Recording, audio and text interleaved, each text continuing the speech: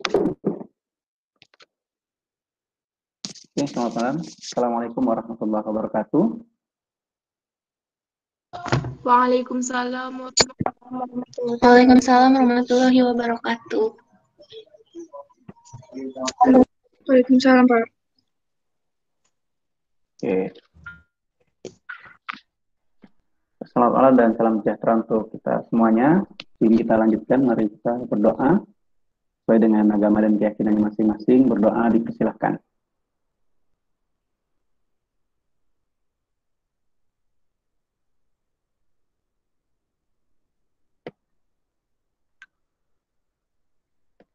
Berdoa selesai. Oke, ini praktikum analisis farmasi sediaan cair semi padat kelas APK, ya, betul ya? Betul, Pak. Oke. Ya, tadi sore hari ya, siang sampai sore kita berhalangan untuk melaksanakan meeting ya, karena ada rapat akreditasi, jadi sehingga sekarang baru kita bisa laksanakannya. Tapi tadi siang ada diinformasikan melalui Google Classroom ya, terkait dengan tugas yang sudah diinformasikan tadi ya. Yang pertama tadi ada diberikan video ya, yang terkait dengan instrumentasi AAS ya. Nah, video singkat, kemudian diminta untuk memberikan komentar apa yang terfikirkan ketika melihat video tersebut ya. Kemudian selanjutnya ada instruksi untuk membuat tinjauan pustaka ya terkait dengan AAS atau SSA. Nah, ada dimulai dari definisi, komponen alat, instrumen, instrumentasi analisis ya serta fungsinya ya, prinsip, metode, teknik serta cara kerja alat atau instrumen tersebut, ilustrasi, gambar dan sebagainya lah itu. Nah, itu menjadi bagian dari laporan praktikum yang nantinya akan saya jelaskan. Oke. Untuk laporan praktikum ya, nanti dilaksanakan dalam waktu 2 pekan ya, yang akan saya informasikan hari ini. Ya, jadi pekan depannya lagi, jadi ada 2 pekan ya. Dan kalau nggak salah saya juga minta untuk dibuat 4 kelompok ya. Jadi nanti silahkan PJ-nya bisa dikoordinir untuk membuat atau membagi secara acak 4 kelompok tersebut ya. Nah, kemudian nanti 4 kelompok tersebut akan saya berikan topik yang harus dikerjakan untuk laporan praktikum. Oke. Kemudian untuk tugas yang ini, yang tadi itu terkait dengan membuat tinjauan pustaka juga sudah boleh menggunakan kelompok tersebut ya. Ada 4 kelompok, bisa berdiskusi, dikerjakan bersama ya. Tapi untuk pekan depan itu checkpoint pertama ya. Jadi mengumpulkan bagian yang tinjauan pustaka ini. Itu checkpoint pertama. Jadi setidaknya sudah selesai gitu. Harapannya tidak hanya tinjauan pustaka ini nanti yang dikerjakan, tapi juga mulai menyicil laporan yang nanti akan saya jelaskan formatnya. Oke ya. Kemudian selanjutnya tadi juga ada di posting sekitar 3:30 pembuatan laporan praktikum dan slide presentasi ya di Google Classroom. Nah, itu yang waktunya 2 pekan ya, sampai 30 November, mulai dari hari ini. Nah, itu adalah agenda 2 pekan ke depan, seperti itu. Jadi pekan depan agendanya kalian mulai dari sekarang sampai pekan depan, dan pekan depannya lagi 2 pekan itu fokus untuk studi literatur ya, untuk menyelesaikan laporan tersebut ya. Jadi kita tidak meeting seperti malam hari ini. Jadi kalian bisa berdiskusi dan menyelesaikan pekerjaannya, nanti arahannya melalui Google Classroom ya selanjutnya. Oke, itu ya. Kemudian saya yakin tadi beberapa tugas yang diberikan ya terkait dengan video singkat instrumentasi dan memberikan komentar sudah ada beberapa yang mengerjakan. Tapi yang belum bisa dilanjutkan ya sampai waktu yang ditentukan ya. Kemudian hari ini saya akan sampaikan terkait dengan proyek praktikum. Nanti akan saya berikan topik, kemudian format laporannya bagaimana, bagaimana mekanismenya ya, nanti akan saya jelaskan. Tapi sebelumnya kita akan lakukan diskusi dulu sebentar ya. Nah, sebelumnya kan sudah diberikan informasi terkait dengan teori dasar lah terkait dengan instrumentasi AAS ini. Ada saya berikan rekaman kuliah ya. Kemudian ada juga kalian mengerjakan latihan ya, mengerjakan latihan. Nah, ada latihan 1 dan latihan 2 yang sudah dikumpulkan ya. Oke, ini saya lihat dulu ya. Coba diperiksa kembali ya, yakinkan semuanya sudah mengumpulkan ya.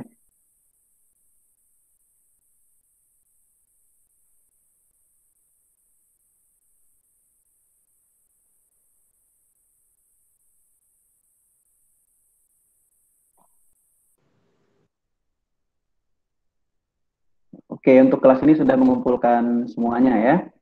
Nah, nanti untuk koreksi, untuk mengoreksi jawaban yang kalian buat ya, latihan 1 dan 2 terkait dengan perhitungan, nanti akan saya sharing pembahasannya ya.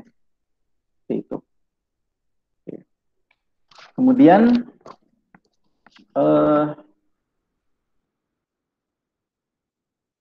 siapa ya saya mau tanya ya?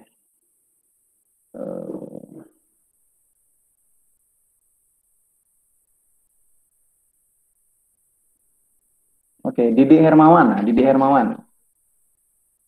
Didi Hermawan. Mana suaranya? Iya, Pak. Oke ya. Dulu di semester 1 sudah belajar nggak terkait dengan pengantar analisis farmasi? Sudah ya, ingat ya? Ada, Pak.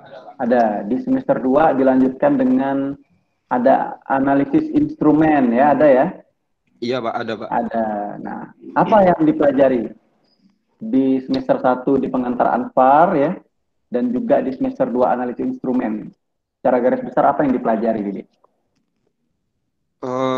Lebih ke dia ke alat-alat instrumen gitu, Pak. Alat-alat kayak spektro untuk menganalisis yang lebih lanjut. Oh, oke. Habis itu dengan yang mungkin yang dengan manual, Pak, seperti titrasi.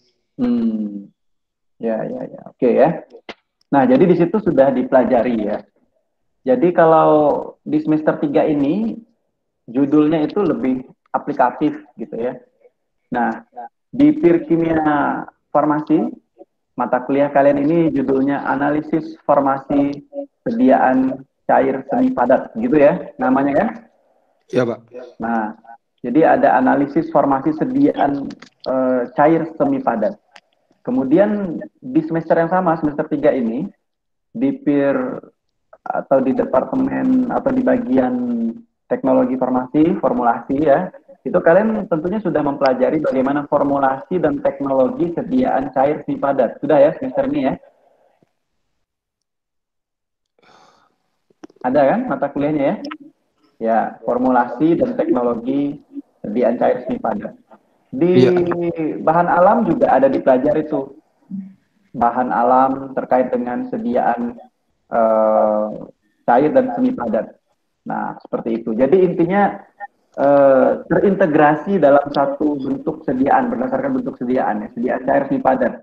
Mulai dari tadi ada formulasi dan teknologinya, kalian sudah pelajari di mata kuliah yang lain, mulai dari bahan alamnya juga ada, dan di mata kuliah yang ini, analisis formasi sediaan cair semi padat, terintegrasi.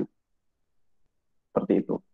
Kemudian, hal tersebut ya bisa digunakan dalam aplikasi ya, aplikasinya dalam kefarmasian ya terkait dengan analisis ini, yaitu salah satunya tadi menganalisis sediaan farmasi.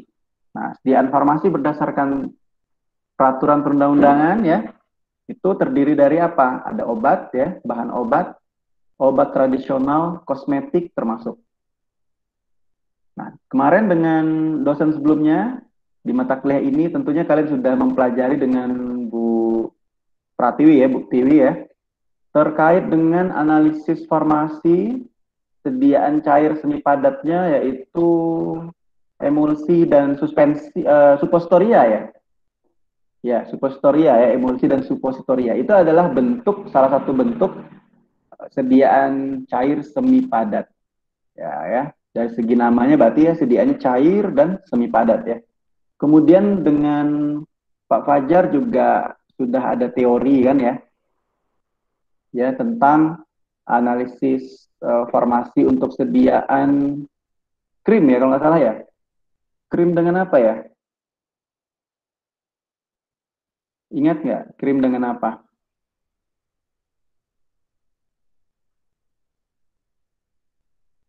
Sudah belum dengan Pak Fajar sebelumnya?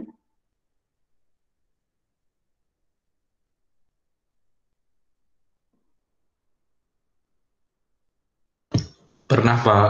Ya, apa yang dibahas tuh? Sediaan apa yang dibahas? Krim dengan apa? Krim dan salep, Pak. Nah, krim dan salep. Oke. Jadi dengan saya nanti yang kita bahas adalah sediaan cair semi padat juga ya. Ada larutan nanti. Ada sirup ya. Dan juga semi padatnya pasta ya. Seperti itu. Nah, itu adalah representatif ya sediaan formasi cair dan semi padat. Nah, silahkan untuk membedakan masing-masing sediaan itu sudah dipelajari di formulasi dan teknologi ya, sediaan cair dan semi padat untuk semester ini. Nanti untuk semester depan ada lagi analisis formasi sediaan padat seperti tablet, kapsul, kaplet, serbuk dan sebagainya ya. Nah, kemudian analisis yang lebih lanjut nanti juga bisa diaplikasikan dalam cairan biologis ya. Nanti ada mata kuliah tersendiri tuh di analisis biomedis ya di semester 6 ada analisis biomedis kan ya. Jadi di cairan tubuh ya, kimia klinik. Mungkin kalau kalian pernah ke rumah sakit atau cek darah atau urin, nah itu adalah analisis yang diaplikasikan dalam cairan biologis. Untuk analisis narkoba ya, ataupun untuk analisis biokimia darah atau hematologi ya.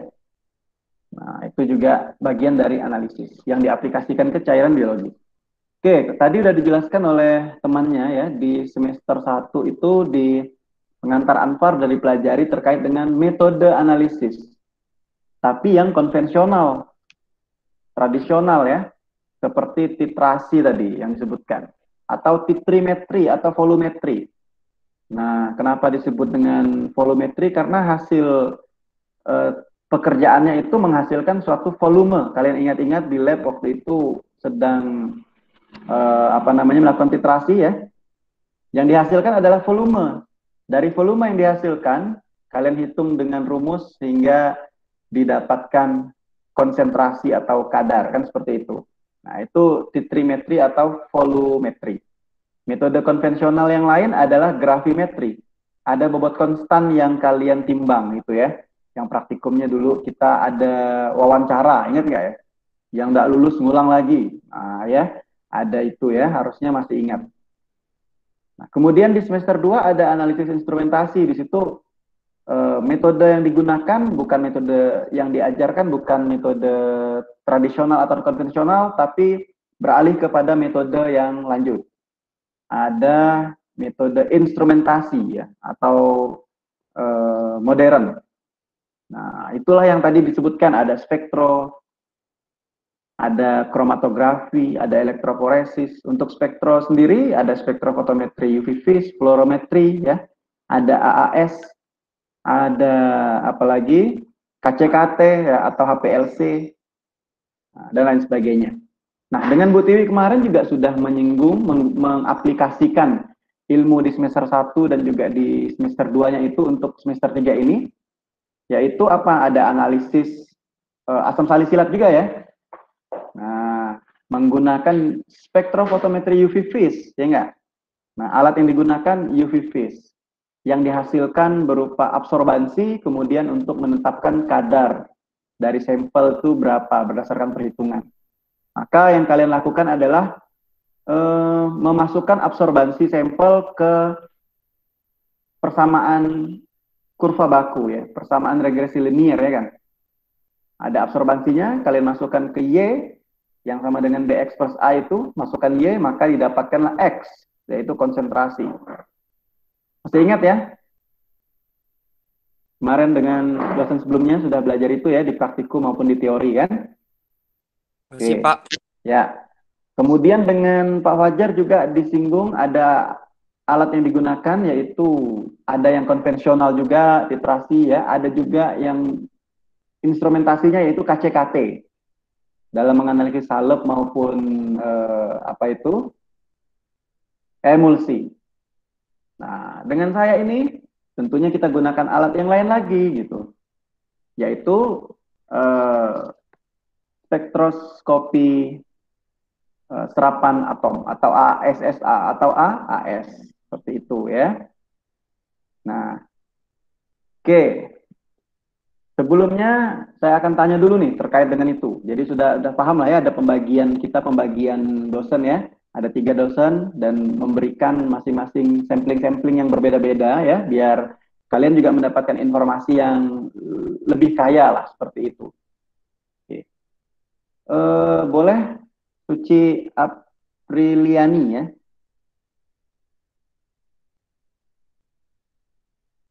Karena tes suaranya dulu.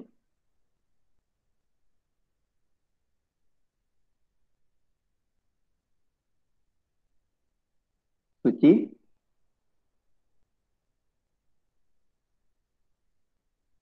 Iya, Pak. Ya. Oke, coba dijelaskan apa yang sudah dipelajari dari yang saya share sebelumnya terkait dengan SSA atau AAS. Coba dijelaskan instrumentasinya. Nah,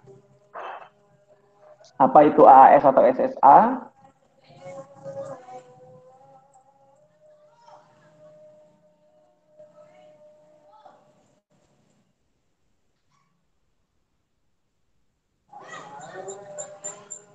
Bentar, Pak, lagi azan.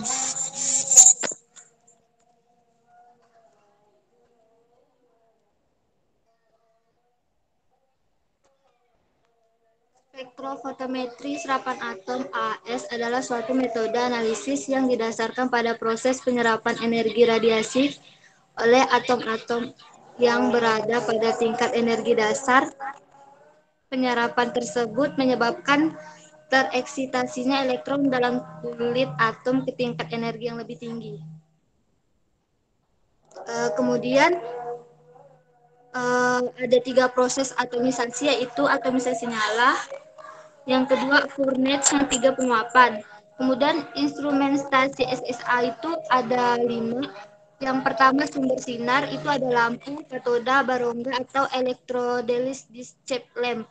Kemudian yang kedua atomizer, itu tempat terjadinya atomisasi. Yang ketiga itu monokromator, memisahkan dan menganalisis panjang gelombang. Yang keempat itu detektor, mengukur intensitas cahaya melalui tempat pengayuman. Yang kelima itu ada readout, yaitu sistem pencatatan hasil.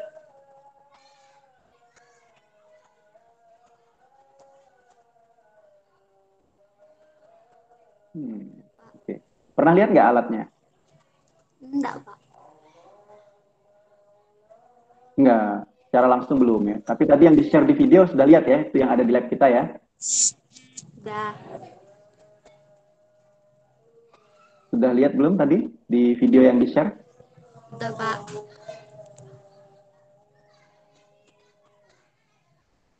Oh, putus-putus suaranya ya, putus-putus. Gimana Arisa? Tadi udah lihat ya videonya ya? Arisa Anggreni. Udah, Pak. Oke, sudah. Nah, itu adalah alat yang ada di lab kita. Kalau yang dijelaskan di video rekaman itu kan berupa skema ya. Dimulai dari sumber cahaya ya. Ada atomizer sampai readout. Nah, itu skemanya. Tapi kalau alatnya ya itulah yang divideokan singkat itu. Ada seperti api, nyala api itu ya. Nah, itu adalah proses pembakaran itu. Dan ada yang bergerak kan ya, ada bergerak ke kiri, ke kanan, itu dia menyedot larutan yang ada di dalam tabung, kemudian disedotnya kemudian untuk dihubungkan ke nebulizer sehingga dijadikan aerosol ya. Nah, berbentuk gas, kemudian nanti disemburkan ke pembakaran itu sehingga terjadilah atomisasi tadi. Nah, sehingga larutan sampel menjadi atom. Nah, selanjutnya baru ditembak dengan sinar ya, ada sinar di situ. Nah, sinar yang digunakan di alat kita itu, kalau tadi dijelaskan oleh temannya kan ada berbagai macam sumber sinar. Salah satunya lampu katoda berongga kan ya. Nah, kalau lampu katoda berongga yang digunakan itu adalah khusus satu lampu untuk satu logam. Nah, kalau misalnya yang dianalisis adalah merkuri, Hg, logam Hg ya, maka lampunya lampu Hg. Bagaimana mekanisme lampunya, bentuknya itu sudah ada di video yang saya share terkait dengan rekaman kuliah itu. Bagaimana mekanismenya ya, apa yang terjadi, ada katoda, ada anodanya dan sebagainya, ada gas apa yang dimasukkan ke situ di dalam lampunya dan sebagainya ada di video tersebut ya. Nah, kemudian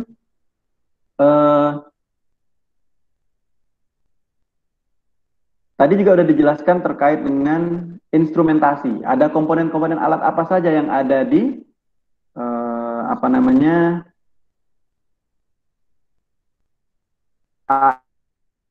AS tersebut ya. Nah, kalau kemarin di UV ya, spektro UV vis, kalian juga sudah mempelajari alatnya, bagaimana mekanisme kerjanya. Dan yang paling penting adalah setiap metode ya, baik konvensional maupun instrumentasi, itu tentunya memiliki kelebihan dan kelemahan masing-masing dan memiliki prinsip ya. Kapan kita bisa menggunakan metode tersebut? Nah, dan apa alasan pemilihannya? Nah, itulah nanti yang harus dijelaskan juga di laporan ya. Nah, maka coba kita lihat nih, misalnya terkait dengan AAS. Bagaimana prinsipnya ketika kita ingin menggunakan AAS ya? Maka kata kunci yang bisa dipegang adalah kalau sampelnya itu berupa logam ya atau berupa mineral ya, maka alat yang bisa digunakan, alat instrumentasi yang bisa digunakan adalah AAS atau SSA seperti itu ya. Nah, bisa nggak pakai metode konvensional, titrasi misalnya untuk logam? Nah, kalau metode konvensional untuk logam ya, nah itu bisa digunakan titrasi yang berbagai macam ya, ada titrasi netralisasi, titrasi atau asam basa ya, titrasi redoks, titrasi pengendapan. Nah, ada lagi titrasi kompleksometri, itu sudah dipelajari di pengantar analisis farmasi semester 1 ya. Nah, kalau titrasi kompleksometri ini kan prinsipnya dia mereaksikan kompleks antara EDTA sehingga menimbulkan warna ya. Untuk apa? Menganalisis logam. Nah, itu konvensional. Kalau untuk menganalisis logam dengan metode yang modern atau instrumentasi, ya maka bisa digunakan spektrofotometri SSA atau AAS. Nah, itu digunakan untuk menganalisis logam dan juga mineral. Nah, bagaimana prinsipnya? Jadi nanti prinsipnya itu adalah berdasarkan penguapan larutan sampel. Jadi nanti ada sampel berupa larutan ya, contoh di dalam dan apa video tadi itu kan dia ada bergerak gitu ya untuk menyedot larutan sampel ya. Kemudian di dalam larutan sampel itu kan mengandung logam ya. Nah, logam yang terkandung di dalamnya itu dia dirubah menjadi atom bebas. Dengan cara apa? Dengan cara atomisasi tadi. Ada proses atomisasi untuk mengubah larutan sampel menjadi atom. Nah, yang sebelumnya larutan itu dibuat dalam bentuk uap ya, aerosol. Nah, setelah dibentuk aerosol di nebulizer itu kemudian ada proses pembakaran ya. Nah, sehingga dia menjadi atom bebas. Nah, atom tersebut yang ditembakkan dengan cahaya lampu tadi ya, misalnya lampu katoda berongga, nah itu akan mengabsorpsi radiasi dari cahaya tersebut. Nah, selanjutnya ada proses yang terjadi ya, nanti proses eksitasi ya, karena adanya cahaya atau energi yang ditembakkan kepada suatu atom, tentunya akan terjadi eksitasi. Nah, suatu elektron seperti itu ya, kalau dia dikenakan energi akan tereksitasi dan pada dasarnya ya akan berusaha kembali ke keadaan dasar ya, dari keadaan tereksitasi ke keadaan dasar. Ingat-ingat lagi teori atom, ada kulit-kulit ya, ada kulit-kulit bisa pindah ke kulit yang lebih tinggi kalau dia menerima energi, dan bisa turun lagi ke energi yang lebih rendah ke keadaan dasarnya, melepaskan energi. Nah, energi yang dilepaskan itulah yang bisa dideteksi seperti itu. Oke ya, itu prinsipnya. Kemudian saya akan share screen ya.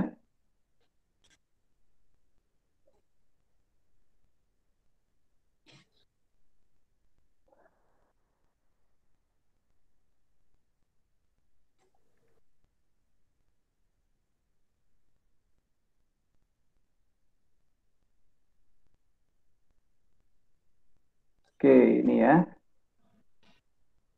Nah, sudah nampak ya? Ini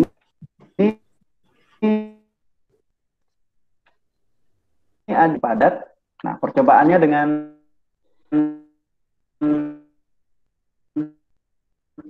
ya, dengan metode spektroskopi serapan atom atau SSA atau juga disebut dengan AAS ya, Atomic Absorption Spectroscopy ya. Ya, seperti itu. Dan silahkan ini boleh dicatat atau boleh di screenshot, silahkan ya. Ini adalah arahan nanti untuk melakukan studi literatur. Jadi dalam kondisi seperti ini ya, termasuk skripsi pun alternatif selain bekerja di laboratorium eksperimen ya, senior kalian, kakak kelas skripsi itu juga melakukan skripsi dengan studi literatur ya.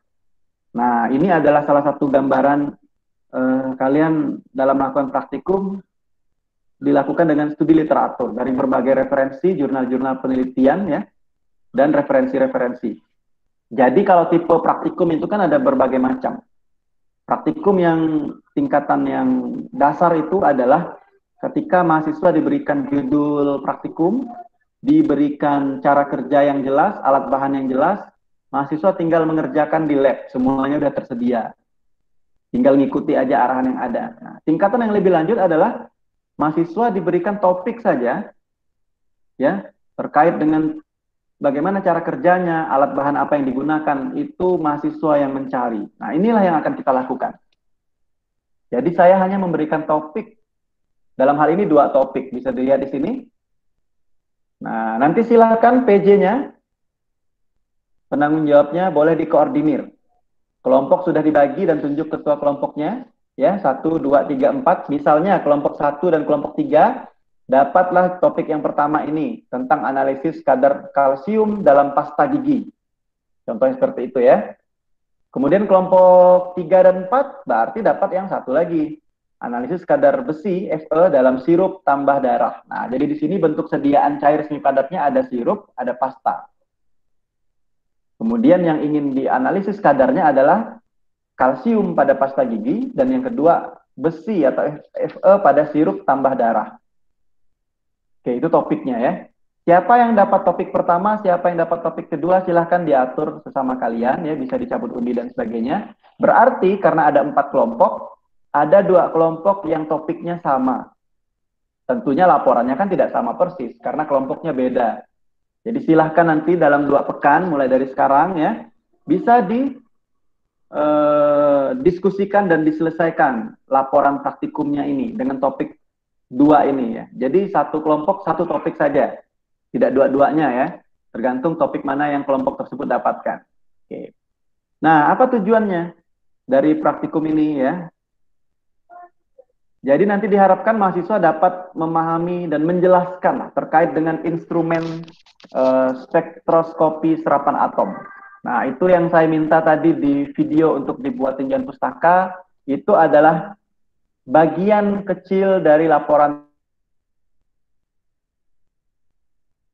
tersebut, laporannya ya. Oke. Kemudian yang kedua, tujuannya adalah mahasiswa tentunya dapat menentukan, dapat menghitung ya, dan menetapkan kadar suatu logam atau mineral dalam sampel. Nah, dalam hal ini contohnya sampel pasta gigi dan sampel tambah darah. Sebenarnya kegunaannya banyak ya, nanti bisa digunakan tidak hanya untuk obat.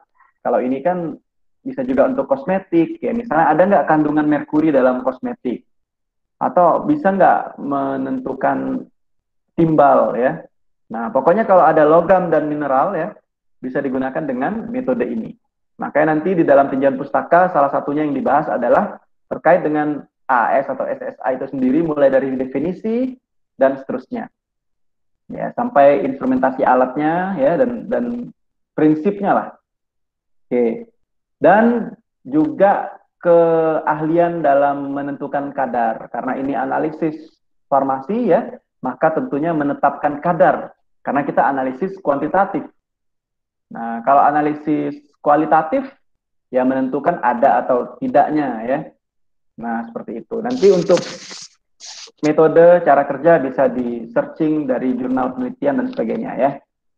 Oke, kemudian untuk contoh perhitungan itu sudah juga diberikan di latihan 1 dan latihan 2. Nah, itu adalah gambarannya. Saya pikir hitungannya sama dengan kalian menggunakan alat spektroskopi phase ya. Ada hukum Lambert-Beer yang digunakan di situ.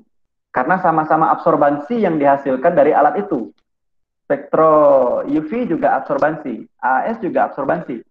Kalau KCKT itu ya, itu dalam bentuk luas area. Nah, ya prinsipnya kurang lebih sama sebenarnya semuanya. Tentunya ada kurva baku.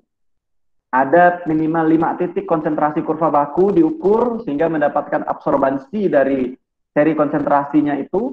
Sehingga dari seri konsentrasi itu antara konsentrasi dan juga absorbansi kurva baku, kemudian bisa dibuat regresi liniernya sehingga didapatkan persamaan garis Y sama dengan BX plus A.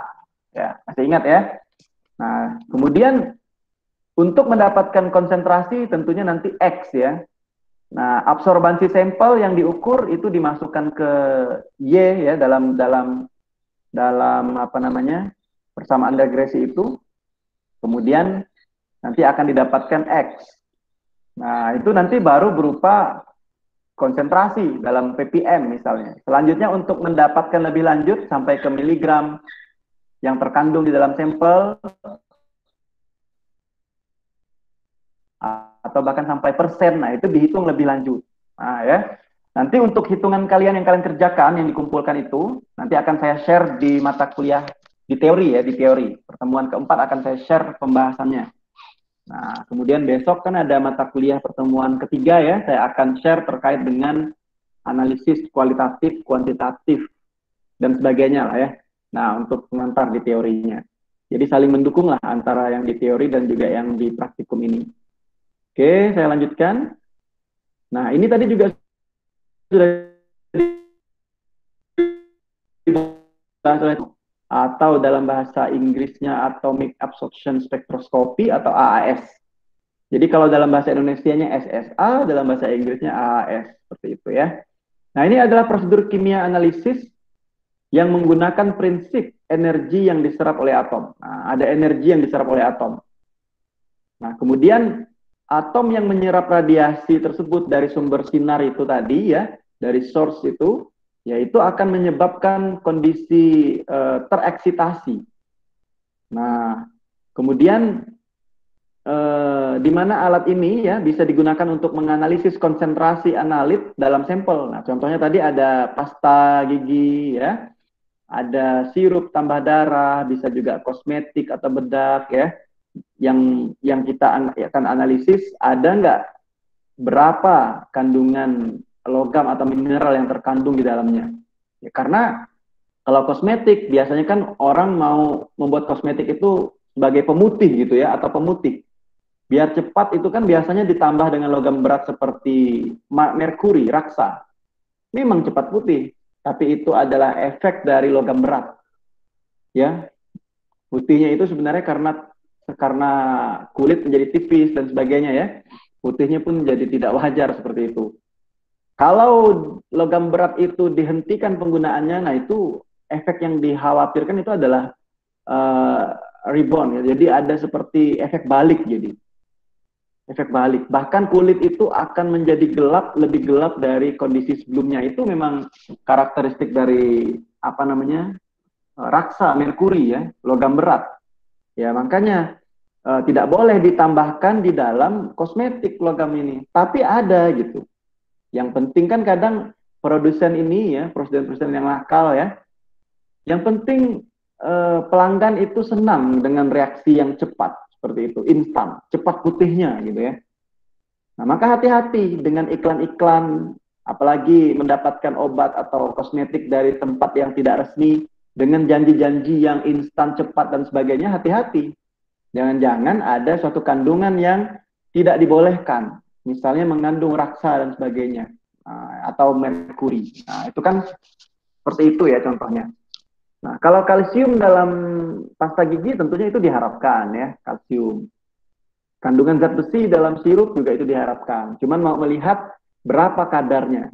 Dalam hal ini kan bisa digunakan misalnya diaplikasikan di laboratorium BPOM. Ingin menganalisis misalnya kandungan obat atau makanan atau kosmetik. Atau yang bekerja di industri farmasi. Bisa menganalisis bahan baku, bisa menganalisis produksi dari sediaan ya, dan juga bisa menganalisis hasil dari produk obat itu tadi. Benar nggak sih dosis yang terkandung atau kadar yang terkandung di dalam sirup tersebut mengandung zat besi sekian, seperti itu. Maka dianalisislah kandungannya, seperti itu ya. Nah, kemudian, nah ini, ketika elektron tadi ya karena kena sinar maka akan tereksitasi, akan berpindah ke tingkat energi yang lebih tinggi, maka itu kan dia karena menyerap energi. Dan elektron itu ya, tentunya keadaan alamiahnya dia akan kembali ke keadaan dasar atau ground state. Dari keadaan energi yang lebih tinggi ke keadaan energi yang lebih rendah ya, pada kulit yang lebih rendah, itu dengan melepaskan energi. Nah, energi yang dilepaskan itu yang kita sebut dengan remisi ya. Nah, dan radiasi apa namanya energi tadi yang diserap oleh atom itu tadi kan dengan panjang gelombang tertentu. Nah, itulah nanti yang akan diukur ya oleh alat itu tadi. Nah, kemudian tentunya diperlukan di sini adalah kurva baku atau kurva standar. Nah, ini sama juga prinsipnya dengan spektro ya. Jadi ketika kita ingin menentukan nilai konsentrasi dari sampel yang ingin diketahui, maka kita dapat ketahui apa namanya menggunakan kurva standar tadi, kurva baku ya, dengan kita buat seri konsentrasi, kemudian diukur berapa absorbansinya. Nah, itu di alat itu tadi digambar sudah dijelaskan tuh ada bergerakan ya. Nah, itu seri konsentrasi 1, seri konsentrasi 2, sampai 5 titik minimal untuk kurva standar itu ya, kurva baku. Kemudian dibuat persamaan garis atau persamaan regresi linearnya sehingga dapatlah Y sama dengan BX plus A. Nah, yang menjadi catatan adalah kurva baku yang dibuat itu ya menggunakan larutan yang sudah diketahui konsentrasinya, itu dibuat dari baku. Misalnya kalau kita ingin mengukur kalsium di dalam pasta gigi, maka kita gunakan kurva bakunya adalah kalsium standar ya. Kalau kita ingin mengecek kadar zat besi di dalam larutan sirup tambah darah, maka kita gunakan Fe yang standar. Nah, zat standar inilah yang apa namanya yang nanti dijadikan kurva baku dengan berbagai macam seri konsentrasi. Dan catatannya adalah absorbansi sampel harus masuk di dalam kurva baku tersebut ya, rank konsentrasinya. Kalau tidak masuk, maka bisa dilakukan penyesuaian, entah itu dengan pengenceran sampel dan sebagainya. Maka kalau ada pengenceran sampel, maka dalam perhitungan nanti juga dikalikan dengan faktor pengenceran. Seperti itu ya. Nah, ini adalah instrumentasi tadi yang dijelaskan temannya. Instrumentasi analisis atau instrumen AAS ya, mulai dari sumber radiasi, salah satunya adalah berupa lampu katoda berongga, disesuaikan dengan sampelnya. Nah, kemudian ada atomizer untuk membuat sampel larutan menjadi atom ya.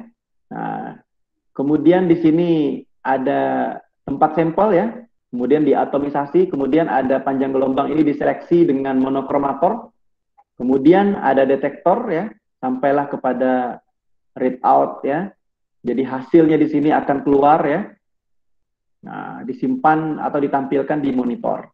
Nah, kemudian Kalau kita lihat di sini, kita lihat ya ada suplai daya. Tentunya itu komponennya ada suplai tenaga ya, ada listrik yang digunakan. Kemudian sumber cahayanya bisa berupa lampu katoda berongga. Salah satunya ya, walaupun ada yang lain selain lampu katoda berongga sebagaimana yang dijelaskan di video rekaman kuliah sebelumnya. Nah, untuk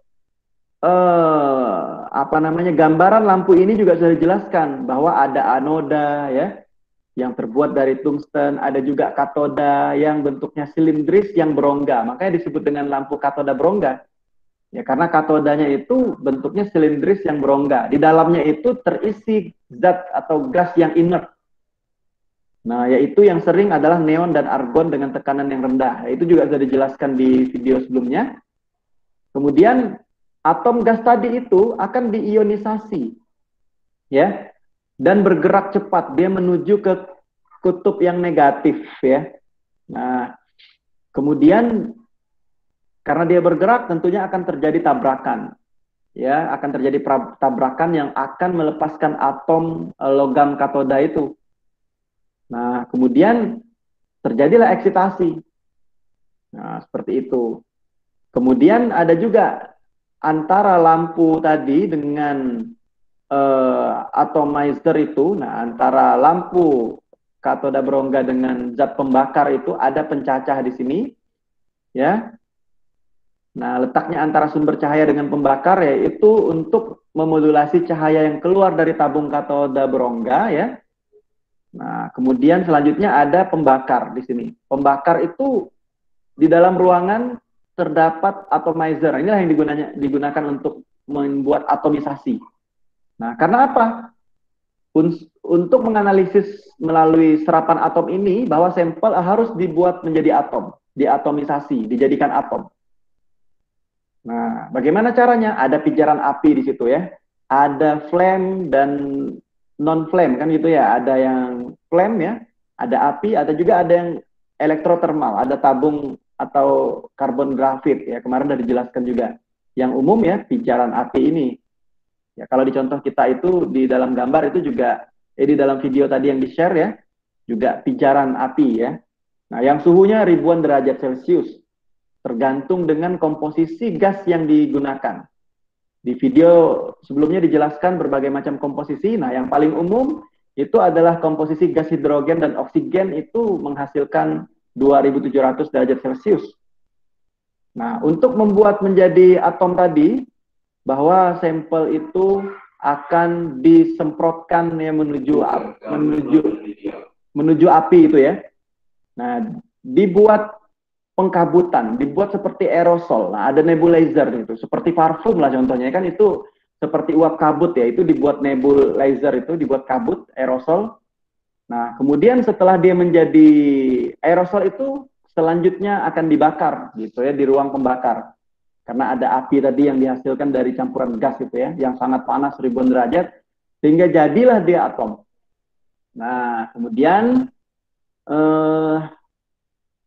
ada lagi monokromator ya, yang berfungsi untuk menyeleksi sinar pada panjang gelombang tertentu ya, yang melewati sampel. Tentunya sinar ini berasal dari tabung katoda ya, atau lampu katoda berongga tadi, yaitu sumber energinya. Nah, kemudian monokromator ini terletak antara pembakar dan detektor ya. Nah, selanjutnya panjang gelombang yang terseleksi akan dilanjutkan ke detektor. Nah, yang gunanya di sini adalah mengubah kekuatan energi tadi cahaya itu menjadi sinyal listrik. Nah, jadi detektor itu akan mengubahnya menjadi sinyal listrik. Kemudian dilanjutkan ada penguat sinyal tersebut, dan kemudian baru diteruskan divisualisasikanlah di layar komputer ya, untuk diolah datanya lebih lanjut. Nah, itu adalah gambaran instrumentasi dari AAS, di mana prinsipnya demikian ya. Ya, ada larutan dari sampel, kemudian dibuat menjadi aerosol, kemudian dibakar sehingga dia menjadi atom. Nah, atom ini menyerap radiasi energi, nah, sehingga nanti bisa diketahui absorbansinya. Dari absorbansi nanti kita akan tentukan kadarnya. Seperti itu. Ya. Maka kita lanjutkan sekarang ke inti penjelasan terkait dengan praktikum ini. Ya, topik yang digunakan tadi ada dua, yaitu yang pertama analisis kalsium dalam pasta gigi dan analisis besi atau Fe dalam sirup tambah darah. Nah, apa saja format dalam laporannya? Silahkan boleh di screenshot, di foto ya, takut lupa ya. Dan ini bisa dikerjakan dalam kelompok bersama-sama. Nanti ketua kelompoknya silahkan dikoordinir biar pekerjaannya sesuai dan selesai tepat waktu. Jadi targetnya adalah pertama membuat laporan praktikum. Nanti bentuknya Word, bisa dikirim ke Google Classroom yang tadi udah dibuatkan tempat mengirimnya, itu yang ada judulnya laporan praktikum. Dan yang kedua adalah slide presentasi ya, slide presentasi. Jadi ada dua, ada laporan praktikum Word dan juga slide presentasi yang merangkum dari laporan praktikum tersebut. Nah, apa saja nanti formatnya? Mulai dari cover lah ya, sebutkan judulnya apa, sesuaikan topik masing-masing. Nah, apakah nanti analisis kalsium dalam pasta gigi ataukah analisis atau penetapan kadar ya, gitu judulnya ya. Nah, zat besi atau Fe dalam sirup tambah darah, nah disesuaikan. Dan ditulis nama anggota kelompoknya, kelasnya, nama kelompoknya, kelompok 1, 2, 3, atau 4 ya. Nama anggotanya disebutkan, NIM-nya dan sebagainya lah, seperti laporan pada umumnya. Kata pengantar, daftar isi ya. Kemudian baru ada bab 1, bab 2, bab 3, bab 4, bab 5, dan daftar pustaka. Oke, kita akan lihat di bab 1 itu pendahuluan ya.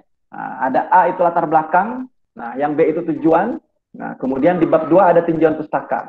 Nah, tinjauan pustaka tadi yang menjadi tugas yang dikumpulkan dari video yang dilihat tadi, yang dikumpulkan pekan depan, itu adalah bagian tinjauan pustaka hanya bagian A saja itu baru ya. Yaitu menjelaskan apa? Instrumen yang digunakan. Dalam hal ini adalah AAS. Mulai dari definisi dan seterusnya sampai prinsip, alasan, komponennya dan sebagainya. Gitu ya. Nah, kemudian tinjauan pustaka yang minimal harus ada, ini minimal 3 ya. Selain AAS, juga menjelaskan sampel yang digunakan apa. Karena sampelnya ini bentuk sediaan yang digunakan adalah pasta gigi, maka jelaskan nanti pasta gigi, bagian kelompok mendapatkan pasta gigi. Kalau kelompok yang mendapatkan sirup tambah darah, maka tinjauan pustakanya adalah di bagian sampel ini adalah sirup tambah darah, gitu dijelaskan. Mulai dari definisi sediaannya, pasta itu adalah apa, gitu ya, sampai kepada pasta gigi itu apa dan kandungannya apa saja, silakan di searching di berbagai sumber atau dari buku-buku tertentu ya, atau dari penelitian dan sebagainya. Nah, kemudian sirup tambah darah, maka yang dapatkan itu, maka jelaskan mulai dari sediaan sirup itu dijelaskan. Tentunya di mata kuliah formulasi teknologi sediaan cair semi padat harus sudah dijelaskan ya. Sirup itu adalah apa, komponen yang ada dalam sirup itu apa, bla bla bla bla bla. Kemudian baru lanjut adalah sirup tambah darah. Nah, sirup tambah darah itu gunanya untuk apa ya? Dalam pengobatan ya. Kemudian kandungan yang ada dalam sirup tambah darah itu ada apa? Salah satunya adalah besi gitu ya.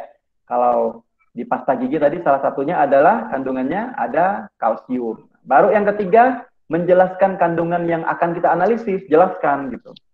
Biodatanya kalsium, jelaskan pemeriannya, bla bla bla lah sebagainya dijelaskan. Atau kadarnya yang terdapat di dalam pasta gigi itu berapa ya. Zat besi juga dijelaskan. Bagaimana pemeriannya, sampai kepada dosis atau kadar yang seharusnya ada dalam tambah darah, dan sebagainya lah terkait dengan tinjauan pustaka ini. Nah, ini adalah tinjauan pustaka yang minimal harus ada. Boleh lebih ditambah, kalau lengkap berarti nilainya lebih baik. Tapi yang minimal ini wajib ada ya. Kemudian bab 3 adalah metode. Ada A alat, kemudian B bahan, itu bisa dilihat dari studi literatur ya. Nah, itu bedanya dengan praktikum sebelumnya, alat dan bahan dikasih tahu kan, kalau ini studi literatur. Dan C, cara kerja, tahapan kerja atau prosedur kerja. Ini juga bisa di searching dari literatur, bagaimana metode kerja untuk menetapkan kadar dari sampel tersebut ya, dengan metode atau alat AAS. Nah, ini adalah 4 minimal. cara kerja atau prosedur kerja yang mungkin ada ini. Pasti ada ya. Nah, yang pertama adalah pembuatan seri konsentrasi kan ya. Pembuatan seri konsentrasi larutan standar atau larutan baku. Untuk apa? Untuk mendapatkan persamaan kurva baku atau persamaan garis, persamaan regresi linear. Tentunya ini ada. Pembuatan seri konsentrasi. Konsentrasinya nanti sekian ppm, sekian ppm, sekian ppm, sekian ppm gitu kan. Pembuatannya bagaimana? Nah, gitu ya. Berapa miligram atau mikrogram diaddkan dengan aquades atau apa sampai sekian mili, itu kan ada cara kerjanya ya. Kemudian pembuatan larutan sampel. Nah, misalnya sampelnya adalah pasta gigi, bagaimana membuat larutan sampel? Tentunya tidak langsung pasta gigi kita masukkan ke AS kan, harus dibuat larutan sampel dulu. Karena nanti mau dibuat jadi aerosol dan diatomisasi. Sementara bentuknya pasta gitu kan ya. Bagaimana caranya? Nah, kemudian kalau dia sirup zat besi, bagaimana caranya pembuatan larutan sampel? Dari sirup itu diapakan? Apakah langsung dimasukkan atau ada di preparasi dulu? Nah, ini preparasi sampel. Karena untuk sampel yang diukur kadarnya ya, ada yang harus dilakukan pengubahan bentuk dulu, dilakukan preparasi sampel dulu. Itu bisa di searching dari berbagai penelitian ya, itu di literatur juga. Yang ketiga adalah pembacaan. Larutan standar yang tadi udah dibuat di nomor 1 dan juga pembacaan sampel yang dibuat di nomor 2. Maka selanjutnya adalah pengukuran kadar ya. Ada perhitungan-perhitungan tertentu untuk menetapkan kadar itu kan. Baru yang keempat ada evaluasi hasil pengukuran. Nah, bagaimana evaluasinya? Apakah sesuai yang tertulis di label ataupun bagaimana ya dibandingkan dievaluasi, apa yang dievaluasi dari hasil pengukurannya? Apakah persen recovery-nya? Apakah RSD-nya, presisi akurasinya, dan sebagainya ya. Nah, tentunya kalian juga sudah belajar terkait dengan metode analisis, validasi metode analisis, seperti itu ya. Nah, yang bab 4 adalah perhitungan. Bagaimana perhitungannya? Nah, perhitungannya itu ada contohnya kemarin yang di materi, yang kalian kerjakan latihan 1 dan latihan 2 kurang lebih kan contohnya seperti itu perhitungannya ya. Nah, baru bab 5 adalah pembahasan. Silahkan dibahas dari berbagai sumber, sertakan juga rujukan, citasi, referensinya dibuat ya. Seperti membuat karya ilmiah pada umumnya, membuat laporan, kan ada catatan kakinya itu, ada referensinya. Nah, siapa yang dirujuk gitu ya untuk mendukung pembahasan kita. Sampailah kepada kesimpulan.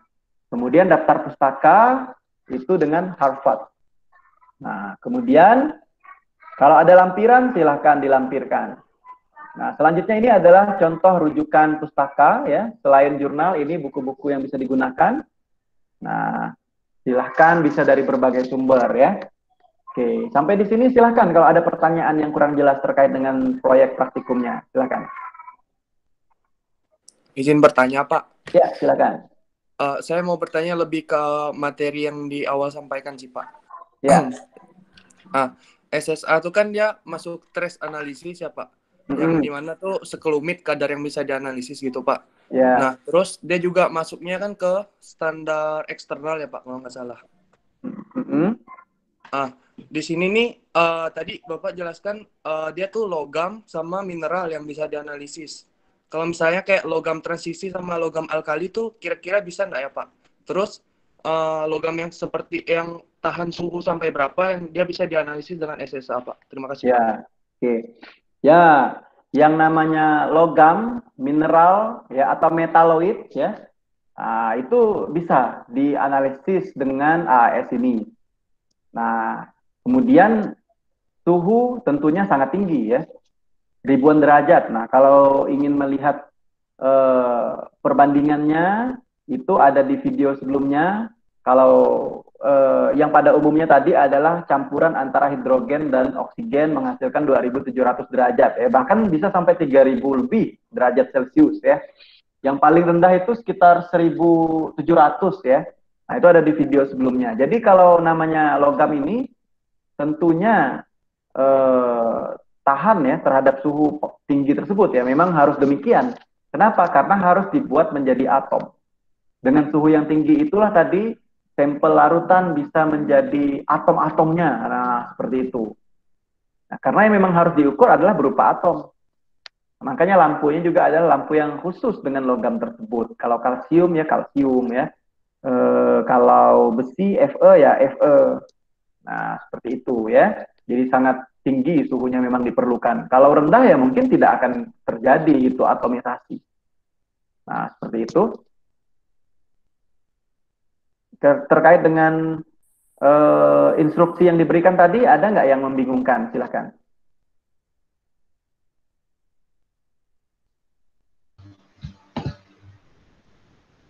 Selamat malam, Silakan. Pak. Ya, selamat malam. Berarti nanti pengumpulannya itu satu kelompok satu orang saja ya Pak yang mengumpulkan? Nah, pengerjaannya tentunya, sebentar ya, baterai saya mau habis nih. Sebentar.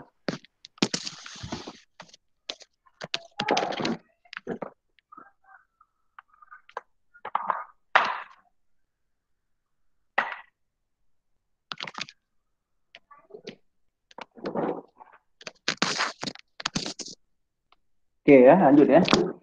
Jadi untuk pengerjaannya ini saya harapkan bisa bekerja sama dalam kelompok. Ya, tujuannya adalah biar kalian bisa berinteraksi, saling berbagi, saling ajar mengajarkan, dan berdiskusi. Ya, karena juga yang dibutuhkan dalam praktikum ini adalah kerjasama dalam tim untuk menyelesaikan target tadi.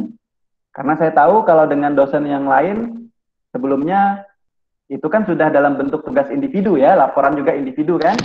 Nah, jadi dengan saya ini saya buat berkelompok gitu, biar tidak monoton individu, salah-salah sendiri, tidak ada diskusi dan sebagainya ya. Tapi kalau dibuat kelompok, harapannya adalah gunakan dan manfaatkan untuk diskusi, jangan juga kerjanya sendiri-sendiri. Bagi-bagi tugas, kamu yang bab 1, bab 2, bab 3, tapi dia taunya bab 1 saja. Kalau ditanya bab 3, mohon maaf Pak, saya tidak tahu, bukan saya yang buat, teman saya. Itu juga salah ya. Jadi tidak hanya bagi-bagi tugas, tapi bekerja sama dalam tim dan semua anggota kelompok harus tahu apa yang dikerjakan dari A sampai Z. Nah gitu, itulah gunanya gitu. Jadi bukan hanya bagi-bagi tugas. Ya. Saya yang bagian ngeprint, misalnya lah ya kalau ada yang ngeprint, ini kan tidak ada ngeprint ya. Yang satu bagian buat cover saja misalnya, jangan seperti itu. Nah itulah fungsinya ketua kelompok agar semuanya bisa berkontribusi yang positif gitu. Oke ya.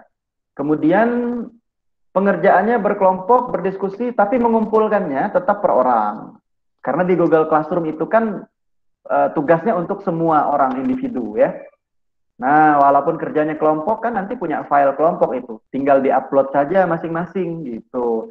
Jangan lupa dikirim dan di-turn in. Ya, sehingga terdeteksi dikirim tugasnya. Ada Word ya, ada PowerPoint dikirimkan masing-masing. Nah, seperti itu. Nanti untuk ketua kelompok mungkin akan saya minta untuk perwakilan ya, ketua kelompoknya mengirimkan ke saya. Jadi ada 4 nanti yang saya terima gitu ya. Biar saya tahu pekerjaan kelompok 1, 2, 3, 4 tuh yang mana. Tapi di Google Classroom dikirim masing-masing. Seperti itu. Waktunya 2 pekan dari sekarang, saya pikir waktu yang cukup panjang, yang penting manajemen waktu lah. Seperti itu ya. Nah, karena juga banyak perkuliahan yang lain, kesibukan yang lain. Jadi jangan dikerjakan mepet-mepet, tapi dicicil pelan-pelan. Anggotanya ramai, bisa diberdayakan ya. Silakan ada lagi kira-kira? Kalau tidak ada, kita bisa tutup. Terima kasih, Pak. Ya, sama-sama. Ada lagi? Jelas ya, tadi udah di formatnya udah di screenshot atau di foto lah ya. Nah, boleh di-sharing ke teman-temannya format laporannya tadi. Saya pikir kurang lebih lah dengan laporan dosen sebelumnya ya. Mungkin ada tambahan-tambahan saja sedikit ya. Nah, itu hal-hal yang wajib tadi di format laporan, ada poin-poin yang harus masuk. Nah, oke. Jadi kita mulai belajar untuk mini skripsi seperti itu. Saya harapkan dari berbagai macam laporan praktikum yang kalian buat, coba nanti sambil direnungkan. Kira-kira nanti saya nih, semester 6 itu kan udah boleh memikirkan, semester 5 itu udah boleh memikirkan tugas akhir, tahun depan berarti. Setahun lagi itu harus pikirannya, saya mau skripsi apa nih tugas akhirnya. Nah, jangan-jangan salah satu laporan praktikum itu bisa kalian jadikan penelitian. Ya kan? Bisa ke arah analisis farmasinya, bisa ke arah membuat sediaannya, formulasi atau teknologi, atau bisa ke arah klinisnya, ya. atau bisa ke arah farmakologinya, dan sebagainya. Silahkanlah. Dari berbagai macam laporan praktikum yang pernah dibuat, siapa tahu menjadi salah satu ide, salah satu gagasan kalian untuk dikembangkan menjadi skripsi. Nah, seperti itu. Dan ini adalah salah satu bentuknya, ya, belajar mencari jurnal, ya, studi literatur dari berbagai referensi. Jangan cuma satu, dan jangan cuma berpatokan kepada bahasa Indonesia, ya. Cari jurnal-jurnal yang berbahasa asing juga. Nah, seperti itu, untuk memperkaya, ya. Nah, gitu ya. Jangan lupa dicitasi, rujukan, sampai ke daftar pustaka. Oke, ada lagi kira-kira? Maaf Pak, ingin bertanya. Ya, silakan. Ini Pak, jadi kan tadi Bapak ada bilang kalau yang perwakilan itu ada juga ngirim ke Bapak. Itu lewat apa Pak, kalau boleh tahu? Oh ya, itu nanti ya 2 minggu lagi ya, 2 minggu lagi nanti akan saya arahkan di pertemuan yang lanjut lah, nanti melalui email ya, melalui email. Itu kan kalau udah selesai semua nanti, udah ngirim ke Google Classroom. Sebelum kita masuk ke agenda presentasi, nah nanti saya minta untuk dikirimkan. Ini kan pertemuan yang kedua nih. Minggu depan pertemuan yang ketiga kita tidak lakukan meet kayak gini ya. Tapi kalian fokusnya adalah mengirimkan tugas yang tadi, yang tinjauan pustaka AS. Nah, itu kan sebagai bagian kecil dari laporan, checkpoint ya. Minggu depan hanya checkpoint saja, mengirimkan tinjauan pustaka saja yang dikirimkan tentang AS ya. Nah, minggu depannya lagi baru mengirimkan yang lengkapnya, sudah jadi semuanya. Baru minggu yang ketiga baru kita lakukan presentasi gitu ya. Jadi cukup panjang lah waktu kalian. Nah, seperti itu untuk teori ini. Kemudian nanti minggu ketiga dari sekarang, nah itu baru dikirimkan nanti melalui email. Seperti itu ya. Baik Pak, terima kasih. Ya, sama-sama. Ada lagi kira-kira? Jelas ya, oke. 5, 4, 3, 2, 1. Kita tutup ya. Kalau memang tidak ada lagi yang ingin tanyakan. Oke, terima kasih atas perhatiannya semuanya ya, meluangkan waktu di malam hari ini karena tadi ada kegiatan yang memang tidak bisa ditinggalkan ya di sore hari. Kemudian mudah-mudahan kalian tetap sehat dan sukses ya. Oke. Kemudian mohon maaf atas segala kekurangan. Selamat malam, wabillahi taufiq wal hidayah. Wassalamualaikum warahmatullahi wabarakatuh dan selamat mengerjakan proyeknya ya. Waalaikumsalam. Waalaikumsalam Pak. Terima kasih Pak. Terima kasih Bapak.